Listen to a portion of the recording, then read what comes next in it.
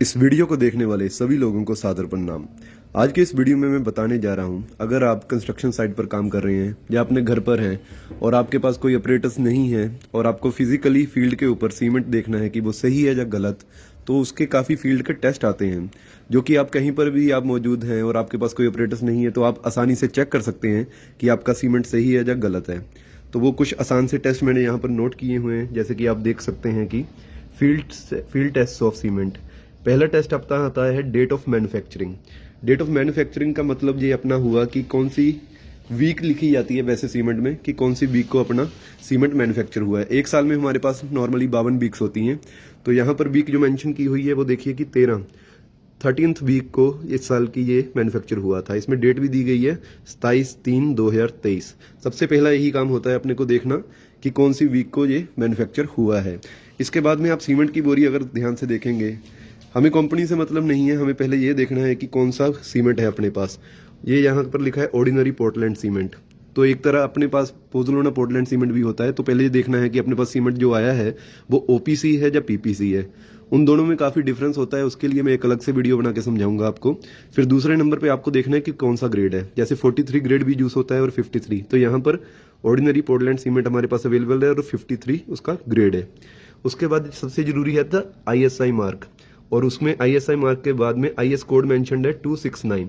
ये तीनों चारों चीज़ें चेक कर लेनी है। अब मैंने मैन्युफैक्चरिंग वीक की बात की थी, तो हमें ये देखना है, वीक देखना इसलिए ज़रूरी है कि ये कब मैन्युफैक्चर हुआ था, और जब से ये इसकी मैन्युफैक्चरिंग वीक देख लेनी है उससे 3 महीने तक हम सिर्फ सीमेंट इस्तेमाल कर सकते हैं। 3 महीने से ज़्यादा अगर आपका सीमेंट पड़ा हुआ है तो वो इस्तेमाल करने लायक नहीं बचता। अपने पास दूसरा टेस्ट आता है सीमेंट का कलर। तो सीमेंट का कलर अपने पास ग्रे होता है नॉर्मली, जैसे कि आप देख सकते हैं, और लाइट ग्रीन शेड होनी चाहिए और ग्रे कलर होना चाहिए, तो ये अपना सीमेंट का कलर आ जाएगा। तीसरा पॉइंट होता है प्रेजेंस ऑफ लम्प्स। लम्प्स होते हैं अपने डले, जहाँ थोड़ा हार्ड हो जाता है सीमेंट मॉइस्चर की प्रेजेंस में, जैसे कि आप देख भी सकते हैं ये हल्के हल्के लम्प्स बने हुए हैं। तो ये देखना बहुत ज़रूरी होता है कि उसमें लम्प्स प्रेजेंट हैं कि नहीं है। अगर लम्प्स ज़्यादा प्रेजेंट मात्रा में हैं तो आपका मॉइस्चर के कंटेक्ट में सीमेंट आ चुका है और वो खराब हो चुका है। तीसरा टेस्ट है अपना temperature inside cement bag. Cement की बोरी आपने ली, सबसे आसान टेस्ट है। सीमेंट की बोरी आपने खोली और उसके अंदर आपने हाथ डाल दिया अपना। हाथ डालने के बाद आपके हाथ को अगर ठंडा महसूस हो रहा है, मतलब आपका हाथ फील कर रहा है ठंडा, तब तो सीमेंट ठीक है। अगर आपके हाथ को गर्मी लग रही है, वार्म महसूस कर रहा है, तो इसका मतलब उसमें हीट ऑफ हाइड्रेशन से रिएक्शन हो चुकी है और सीमेंट गर्म हो चुका है, तो वो उतना सही नहीं माना जाएगा। इसलिए अपने पास अगर कभी भी बोरी में हाथ डाल के आपके हाथ को ठंडा फील होता है तो वो सीमेंट ठीक माना जाएगा। तीसरा टेस्ट होता है स्मूथनेस का। स्मूथनेस में कुछ नहीं करना, आपको सीमेंट लेना है और चुटकी में अपने हाथ पे रगड़ के देखना है। अगर तो आपको स्मूथ फील हुआ कि मतलब मुलायम है, तो अब तो सीमेंट ठीक है। और अगर उसमें थोड़ा आपको रफ फील हो रहा है तो उसमें अडल्ट्रेशन हो सकती है सैंड के साथ में, कि उसमें मिलावट होगी।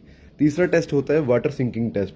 वाटर सिंकिंग टेस्ट में कुछ नहीं करना है, सीमेंट को थोड़ा सा लेना है और किसी विकर में, जार में आपको डाल देना है।